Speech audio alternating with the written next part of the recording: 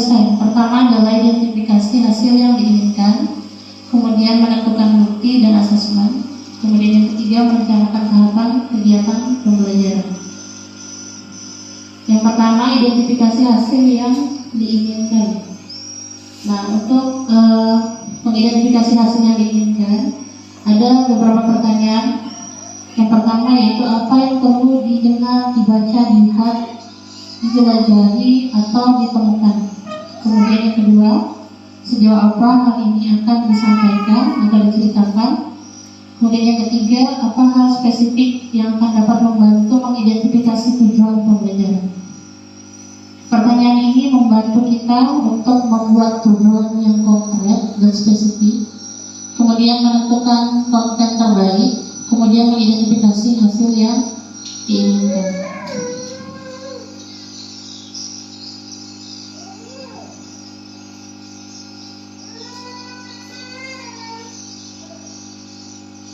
Nah, di dalam menyusun PP juga kita harus mempertimbangkan profil pelajar Pancasila, karena di dalam penyusunan asesmen untuk pembelajaran juga ada penilaian khusus karakter, yaitu profil pelajar Pancasila.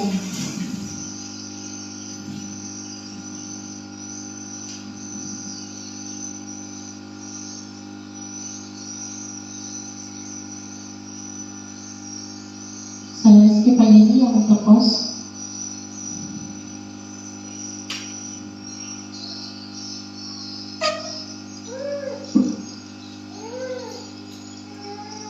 Nah, di sini kita masuk ke dalam tujuan pembelajaran atau TP. TP terdiri dari satu, kompetensi, kemudian yang kedua adalah konten. Kompetensi di sini dimaksud adalah kemampuan yang mencakup sikap. Sikap itu berarti dari P3-nya tadi, profil pelajar Pancasila, kemudian pengetahuan dan keterampilan yang didemonstrasikan peserta didik. Kemudian yang kedua, yaitu yang harus kita perhatikan adalah konten atau ilmu pengetahuan inti atau konsep utama dari pembelajaran. Kemudian kriteria alur tujuan pembelajaran atau ATP.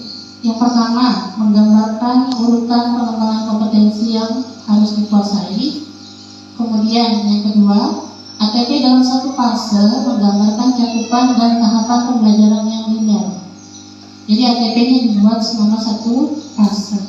Kemudian ATP keseluruhan fase menggambarkan cakupan dan tahapan pembelajaran antar fase. Kemudian merumuskan TP dan ATP dari kalimat CP. Yang perlu diperhatikan adalah pertama, rumusan TP mengacu pada kompetensi dan konten pada CP. Kemudian rumusan kalimat TP dapat mengambil referensi dari berbagai sumber, catatan penting, kepala sekolah atau guru mampu memahami kalimat tersebut. Kemudian yang ketiga, identifikasi dimensi profil pelajar Pancasila yang dapat terkait dengan kompetensi yang ingin dicapai. Jadi kalau kita membuat TP atau TP, kita juga harus memperhatikan dimensi profil pelajar Pancasila. Jadi tidak hanya di proyek pembuatan profil Pancasila, tapi juga di dalam merumuskan tujuan pembelajaran atau alur tujuan pembelajaran internal atau pelajaran yang dipelajari.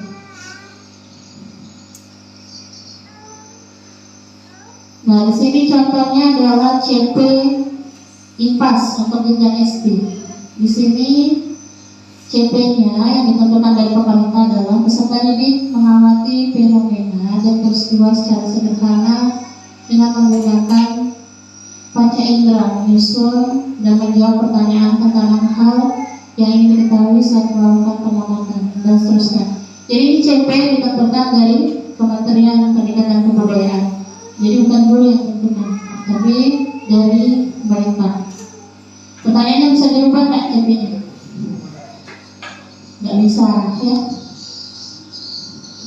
Kemudian di sini silakan Bapak Ibu menuliskan hal-hal berikut di kertas atau di laptop. Pertama, daftar konten atau topik materi yang terkandung dalam kalimat CP.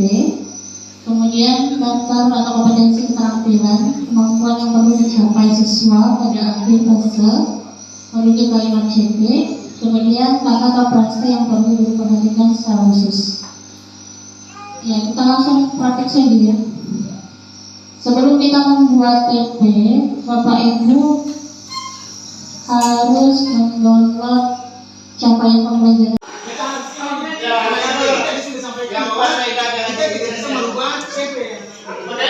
Makanya waktu saya buat ini berpikir keras betul, ini kan menunjukkan dengan mempraktekkan saya pilih yang mana. Ternyata di cara pembuatannya harus kedua. Nah, di sini baru saya paham, Bro.